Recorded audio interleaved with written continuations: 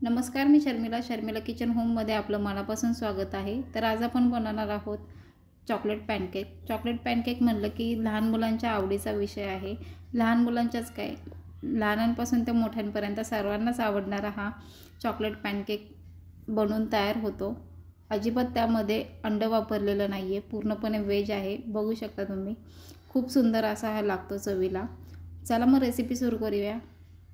तर आता इथे मी 1 वाटी मैदा घेतलेला आहे, 1 वाटी पिठी साखर घेतलेली आहे, 2 चमचे कोको पावडर आणि 4 चमचे मिल्क पावडर घेतलेली आहे। हे सर्व आपल्याला चाळून घ्यायचं आहे। बघू शकता आता आपण ड्राय मिक्सचर पूर्णपणे मिक्स करून घेणार आहोत। पिठी साखर ही घरचीच साखर आहे, ती फक्त मिक्सरला दळून घेतली। त्यानंतर 1 चमचा आपण यामध्ये बेकिंग पावडर टाकून घेणार आहोत। बेकिंग पावडर नसेल टाकायची तर खायचा सोडा टाकला तरी देखील चालेल, पण तो अर्धा चमचा टाकून घ्यायचा। आता यामध्ये आपल्याला हळूहळू करून दूध मिक्स करून घ्यायचं आहे। दूध आपल्याला रूम टेम्परेचरवरच घ्यायचं आहे आणि एकाच डायरेक्शनमध्ये आपल्याला फेटून घ्यायचं आहे। बघू शकता मला इथे दूध 1 वाटी लागलेलं आहे, 1 वाटी आणि वरती 2 चमचे, आणि एकाच डायरेक्शनने आपल्याला फेटून घ्यायचं आहे। जसं आपण केकला बॅटर तयार करतो त्याचप्रमाणे आपल्याला बॅटर तयार करून घ्यायचं आहे। बघू शकता कन्सिस्टन्सी एकदम रेबिन कन्सिस्टन्सी हवी आहे। तर आता इथे एकदम बारीक गॅसवरती आपल्याला पॅन तापत ठेवायचा आहे। तुम्ही नॉनस्टिकच पॅन वापरा, जेणेकरून पॅनकेक आपले खाली चिकटणार नाही। आणि आपल्याला तेल स्प्रेड करून टिश्यूने पुसून घ्यायचं आहे आणि या प्रकारचं एखादं भांडं तुम्ही सेट करून घ्या, जेणेकरून आपले पॅनकेक एकाच आकाराचे तयार होतील। बघू शकता या पद्धतीने आपल्याला मिक्सचर टाकून घ्यायचं आहे। त्यानंतर त्याच्यावरती झाकण ठेवायचं आहे बरोबर 3 ते 4 मिनटं आपल्याला, आणि पूर्णपणे ही प्रोसेस लोच फ्लेमवरती करून घ्यायची आहे। गॅस अजिबात मीडियम करू नका, पॅनकेक जळू शकतात। बघू शकता दोन्ही साईडने फ्लिप करून 3-3 मिनटं आपल्याला शेकून घ्यायचं आहे। तुम्हाला यापेक्षा जास्तही वेळ लागू शकतो।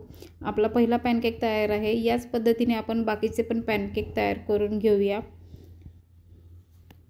पूर्ण प्रोसेस लो फ्लेमवरतीच करून घ्यायची आहे आणि पॅनकेक जळणार नाही याची काळजी घ्यायची आहे। बघू शकता पॅनकेक आपले अजिबात चिकटलेले नाही आहेत, व्यवस्थित फ्लिप होत आहेत। आणि न चिकटण्यासाठी नॉनस्टिकच पॅन वापरा तुम्ही पण। बघू शकता आपले सर्व पॅनकेक तयार आहेत करून, किती सुंदर दिसत आहेत आणि फ्लफी सुद्धा झालेले आहेत विदाऊट एग।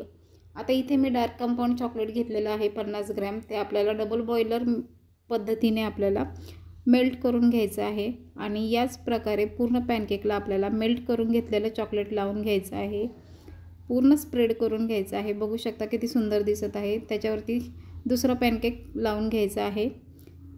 पुन्हा त्याच प्रोसेसने आपण बाकीचे पॅनकेक तयार करून घेऊया।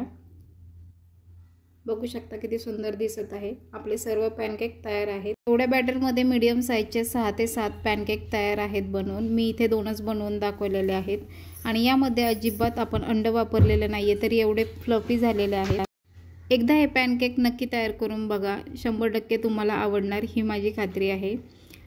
रेसिपी आवडली असल्यास शर्मिला किचन होमला नक्की सबस्क्राईब करा। व्हिडिओ पाहिल्याबद्दल धन्यवाद।